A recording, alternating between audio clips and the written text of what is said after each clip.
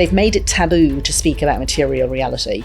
Young people today think identities and what you identify as is unbelievably important. In schools, children are taught that what makes you a boy or a girl is what you feel like. How do you know what you feel like? You compare it to stereotypes. It's sexist, it's misogynistic. If you're really very gender non-conforming when you're little, you're like 20 times more likely to grow up gay. But those are the people who are now being told they're probably girls. This is modern conversion therapy. Hello, I'm Fraser Myers, Deputy Editor of Spiked, and I'm delighted to be joined in conversation with Helen Joyce.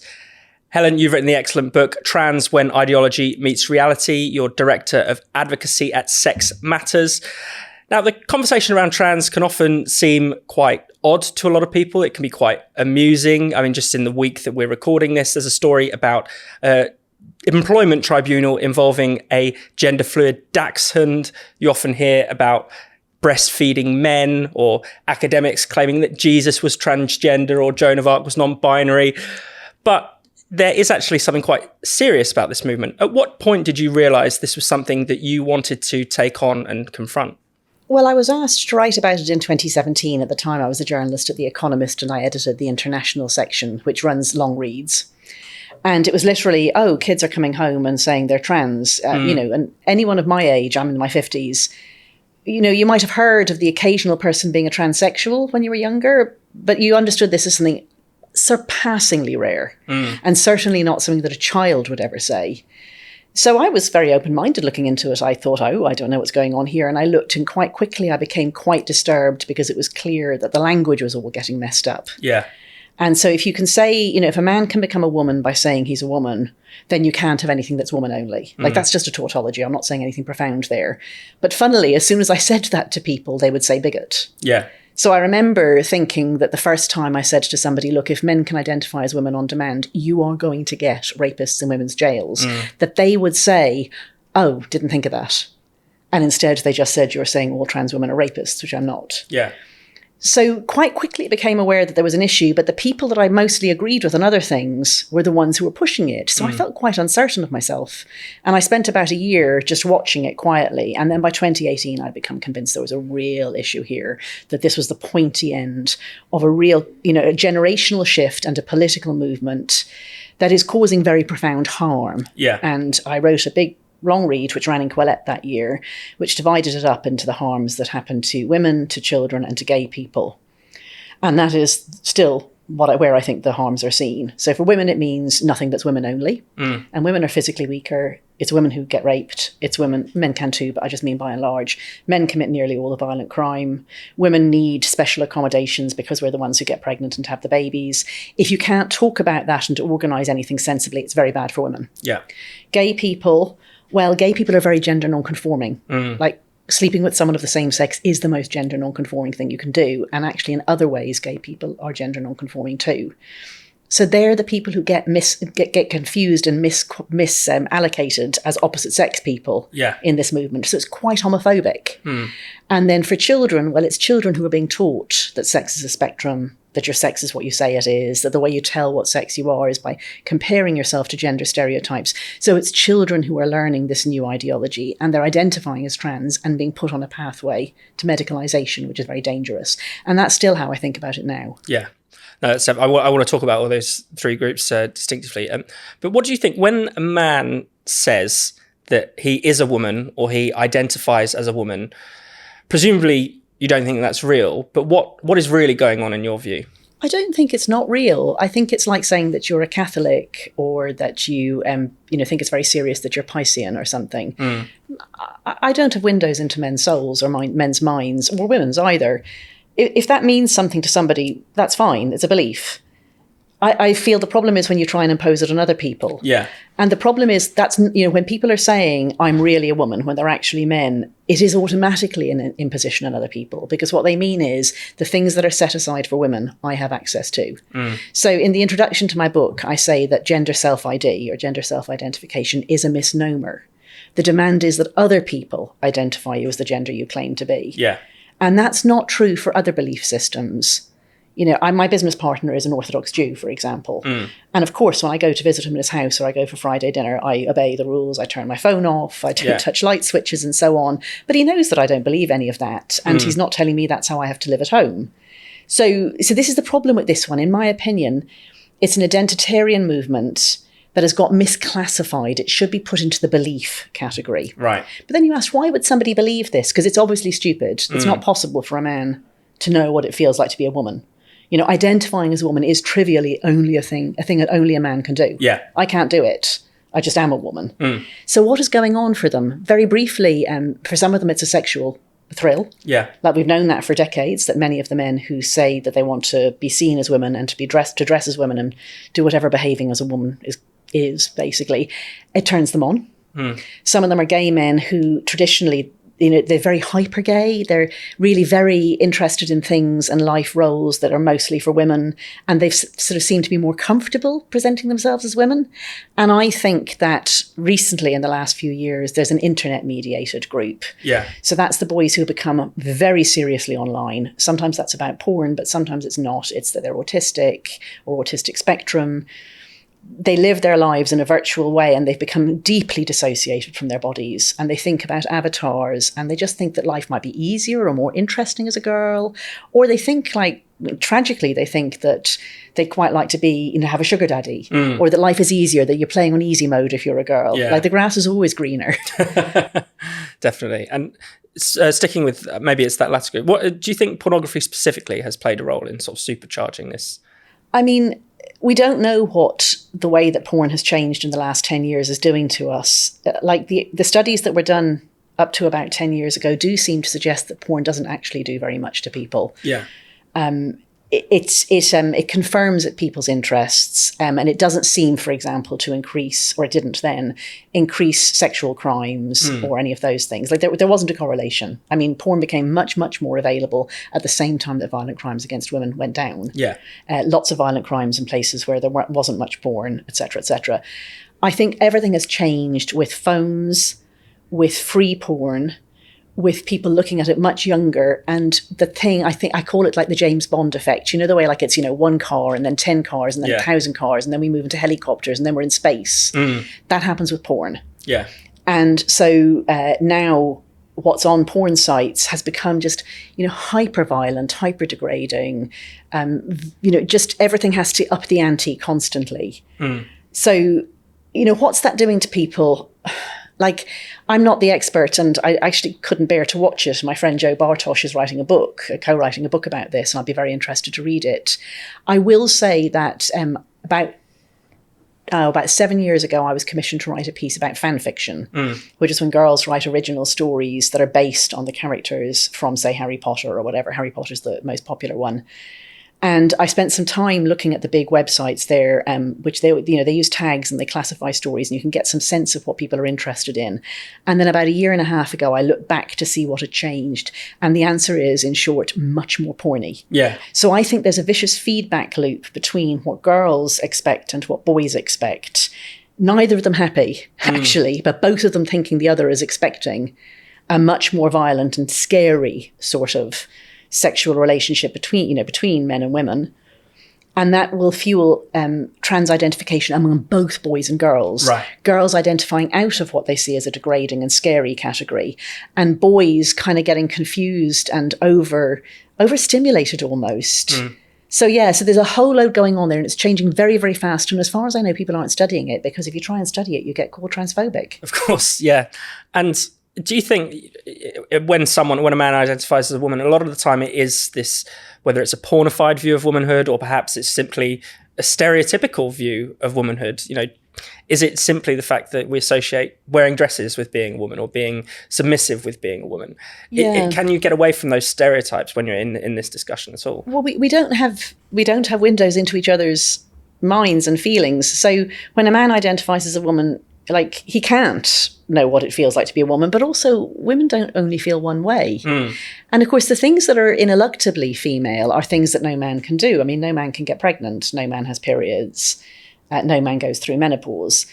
So that can't be what he means. He might fantasize about those things, but it can't be what he means. So I think it's the signs and signifiers which can be superficial things like long hair, nail polish or whatever. But of course, lots of men quite like experimenting with those things and don't think it makes them a woman.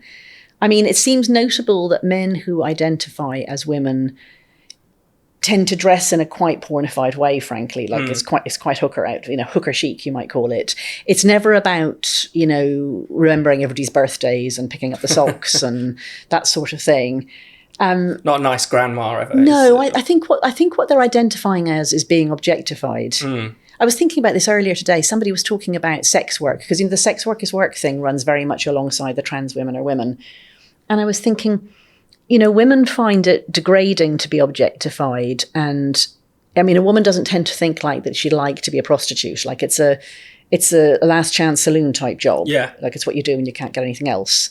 Or, most of them are on drugs or have had horrible life circumstances, or their boyfriend is pimping them. But it's a fact that a lot of men seem to think that it would be quite exciting to be paid for sex. And they're like, no one's going to pay me. But if I was a woman, they might. Aren't women lucky they get paid for sex, whereas we have to pay for it? I think it's one of those asymmetric things that men who are identifying as women are imagining that they'd still be men they will still be men, but I mean, with men's interests, men's attitudes, but they're able to slot into the woman role.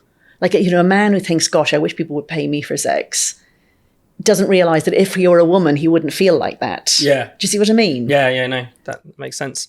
And when it comes to younger people, particularly young children, it seems to be the inverse. It seems to mostly, in recent years anyway, it's girls identifying as boys. And it doesn't seem that there is a sexual driver in the same way. I mean, some people say there is. So the thrill of thinking that you might be a woman for a man is called autogynephilia, which is it's from the Greek for love of oneself as a woman. And so autoandrophilia would be what a woman might feel. And some people say there is autoandrophilia. Right. It doesn't seem to be anything like as common, and it does seem to be in lesbian women, if there's any of it. I mean, this is what I've heard. I have not witnessed this at all, I have to say, but I'm just, for completeness, I'm saying there are people who say this. It does seem that the girls are identifying out of womanhood rather than into manhood. They're hoping to identify into privilege, I guess. They don't want to be objectified. There's a strange phenomenon where, the man is the default human and the woman is the marked human. The gender is marked in the woman. That's the point of the title, The Second Sex, that men are the real humans and women are the second type of humans. So I can tell you we don't feel like the second. I feel as fully human as any man does, as far as I just hope so. Yes, my subjectivity feels to me as real as I think other people's subjectivity must feel to them, although I can't access it.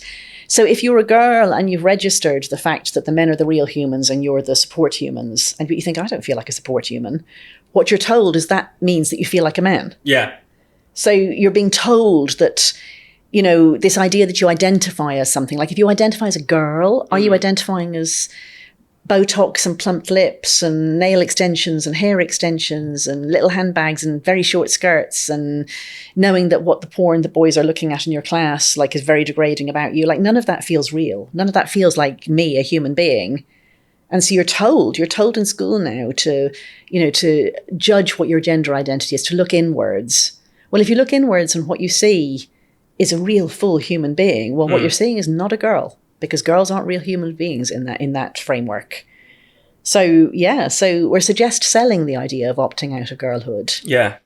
And of course, the consequences of this, if you follow that down a medical pathway, can be pretty catastrophic for boys and for girls. Yeah, I mean, I think it's catastrophic enough to dissociate from your body and to confuse yourself about what it is, what the human condition is, and what your sexuality is too.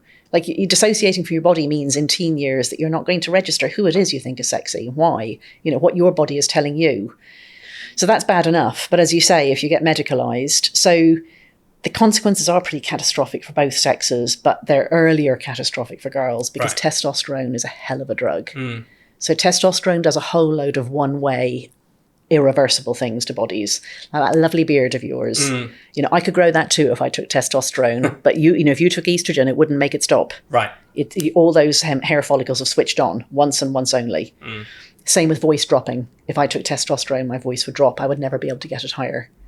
So girls who take testosterone at 16, which is the youngest you can get it on the NHS in this country, within a year, they'll have facial hair, they'll have body hair, and their voices will have broken.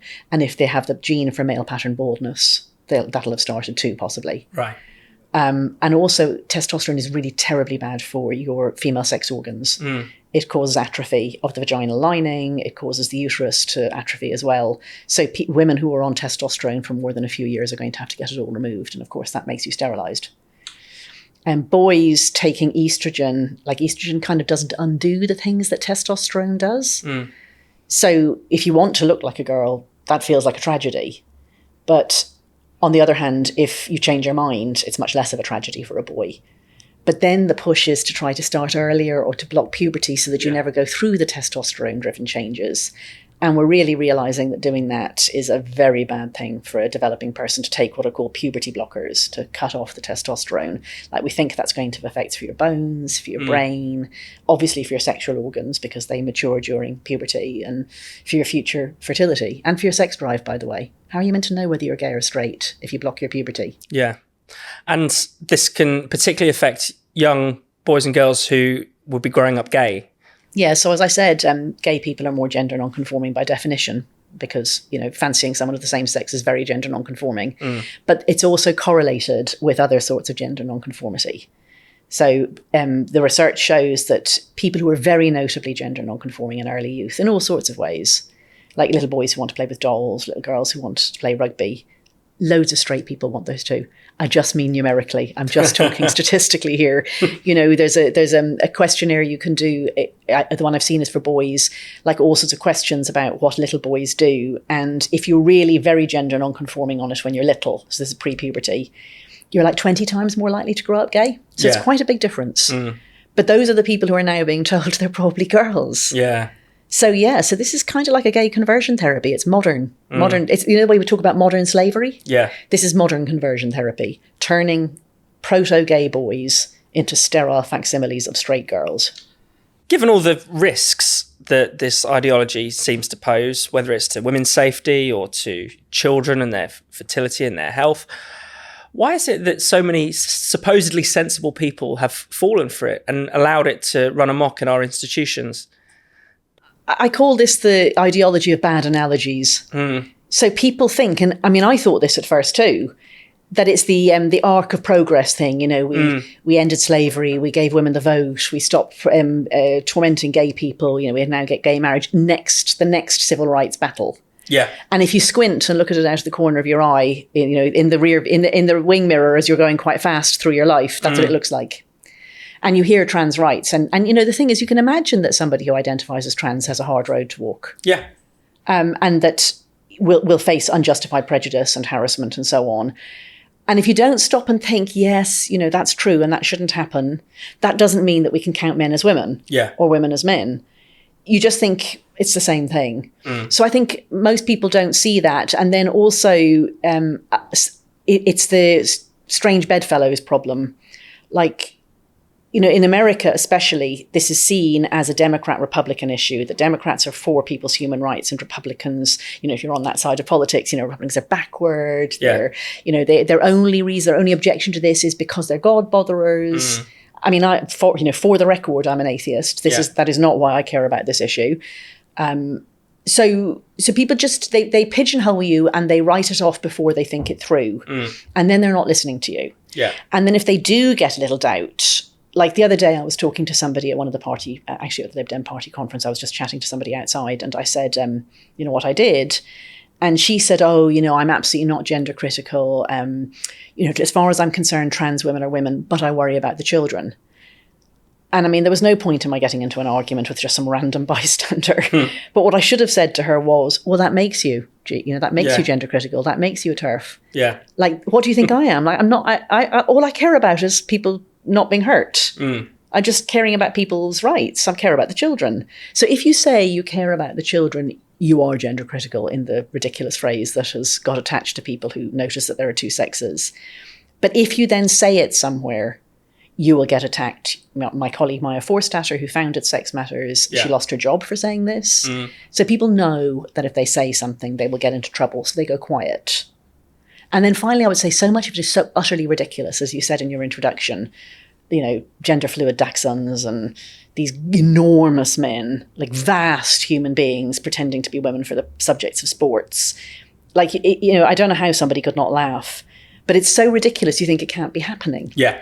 And that's part of how it's happened, because people think, no, it can't be happening. She's exaggerating. Where's her tinfoil hat? And do you think language has played a role in this? Because I think that, say, for instance, if we weren't talking about trans women in women's prisons, for instance, it would be impossible for a male person to be put in a female prison, for a male rapist to be put in a female prison, if we weren't using that kind of language, if we didn't accommodate that kind of language. I mean, it's entirely a linguistic movement. There's no sense in which a trans woman is a woman except linguistic. Yeah. Because in material reality, he's still a man because we can't change sex. So literally the only sense in which he's a woman is the language. Yeah. I mean, I would like people to start saying men who identify as women. Because it's neutral. I'm not saying claims to be or pretends to be or anything that's casting aspersions. I'm just saying he identifies as one. I'm not even very sure what identifies as means, but anyway. Yeah. But then it would remind everybody he's a man who identifies as a woman. And then, of course, you get to the wretched pronouns. Like, it's funny. Pronouns seem like such a small issue when you start on this. Everybody starts by like, well, I have no problem with using preferred pronouns. I was there. Yeah. I use preferred pronouns in places in my book. Because I wouldn't have got it published otherwise. But you think it's such a small thing, but as soon as you say the man is a woman, as you say, you've given away 90% of your argument. Yeah. Because you're left with like, oh, trans women are women, she's a woman, but she's not the sort of woman who should be in women's prisons. Well, why? Well, because she's a trans woman. Oh, are you transphobic? As opposed to saying, look, he's a good, bad, or indifferent man. I don't know why he identifies as a woman, and I don't care, but he's not a woman, so he doesn't belong in women's prisons. But of course, all of that is described as the most vicious transphobia. So yeah, they've made it taboo to speak about material reality. But that's a much wider problem. Young people today think identities and what you identify as is unbelievably important. Yeah, because of course you're not saying that all men are predators, all men are a threat. If a trans woman enters a woman's bathroom, then all hell is suddenly going to break loose. That's not really your argument. It's more subtle than that, isn't it? I don't know if it's more subtle. It's just more straightforward. They're not women. They're men. So if you want to have a woman-only space, you have to keep men out. Yeah. Like, that's the most obvious tautology. And trans women are men, so you've got to keep them out. Yeah. And if you say that trans women can come in, that is logically identical to saying that there can be no women-only spaces. Because if men can come in, they're not women-only. So then you have to say, well, why do I want women-only spaces? And I mean, safety is part of that. Yeah. And in particular, men who come into places where men aren't allowed to be are precisely the worst men. Yeah. So we're not talking about the average man. Of course, most men are not rapists. But we're not talking about the average man here. We're talking about the men who are motivated to overstep women's boundaries. They're much, much more likely to be sexually predatory than your average man. Because, I mean, most good men don't do that sort of thing. Yeah. Like, good men think about things like, I don't walk close behind a woman on lonely street at night. Like, you don't have to say loads of men are rapists to be aware that the guy who's following you up your living garden path might be one. Yeah. So the men who come into women-only spaces are not good men. They are men who have listened to women saying no and have decided to ignore it. Yeah. So that's the main thing about safety, but that's not the only reason that we care about women-only spaces. Women need spaces where there are no men for just privacy and dignity as well. Yeah. I mean, women, men may not think this one through, but a woman who goes to the loo has to undress from the waist down. That's quite a vulnerable thing to do, even if you're in a cubicle as you are with the door closed. So you just rather a bit of built-in redundancy between you and the class of human beings that contains nearly all sexual criminals. Yeah. So you want your door on your cubicle and the door on the mixed toilets, and you want it around a corner, and you want it at the end of the run so that men can't hang around outside and claim plausible deniability.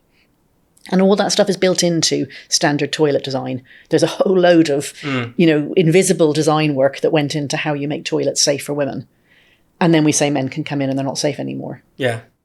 And even just in political spaces, where people might not be vulnerable necessarily, surely women have a right to organise as women, lesbians as lesbians, gay men as gay men. Yeah, I'm for single-sex spaces for men too. Like, people often ask me this like it's some sort of gotcha. And I'm like, where did I ever say that only women can have single-sex spaces?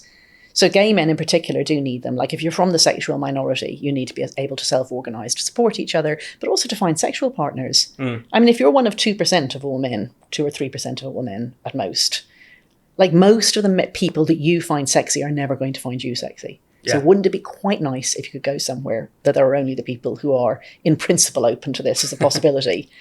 And those of us who are straight miss that enormous privilege that most people we meet, who we regard as being in our dating pool, they would agree. Doesn't mean they want to sleep with us. I'm just talking about in principle. So yeah, of course, gay men need their own spaces. But men, men who have certain vulnerabilities. So for example, a man whose wife is going through fertility treatment, it's other men he'll want to talk to. A man who has male cancers, a man who has lost his wife. It's a different experience to a wife who's lost her husband. There's all these groups that, an old friend of mine, his child died of cancer a long time ago now, and he has got a lot of support in a male-only reading group that he's been in for a long time. A bunch of things have happened to these men over time, and it's each other they turn to. Yeah. I don't need to say women might be rapists to justify that. Of course, yeah. It's what they want. Yeah. And just want to get your sense of where we are or where we're going at the moment. It seems we've got a new government. They seem to have accepted all the recommendations of the Cass review. They haven't overturned the ban on puberty blockers, which seems like good news. But are there any other things we should look out for, things we should be cautious about with this government? Sure. So the two most important departments, like there are several important departments that this touches on, but the two important ones are health and education, and the two of them are linked. Like people who know about this talk about the school to clinic pipeline.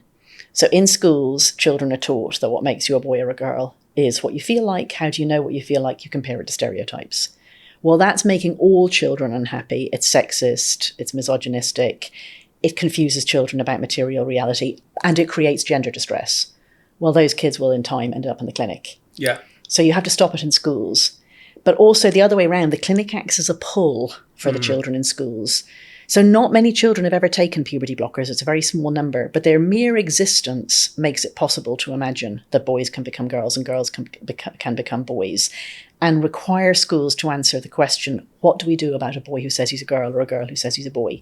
All of that needs to stop. Yeah. Schools need to just start with material reality and child safeguarding. No child can change sex. We have to be clear about everybody's sex to protect children. Nobody goes into the wrong spaces. Rules are written in words. The words have to mean what they really mean. Boy, girl, male, female, he, she, boys here, girls there. Only when you have to separate the sexes. Mostly we do everything together. But when we do separate them, it has to be by sex. And that requires us to say that there's nothing a doctor could tell you that says that this boy is entitled on doctor's orders to go into the girls' spaces or vice versa. So those two departments are really closely linked, and there's a bunch of policies that cross the two of them. Schools policies, as you said, the ban on puberty blockers, the implementation of the Cass review, but also the upcoming stuff about conversion therapy. Yeah.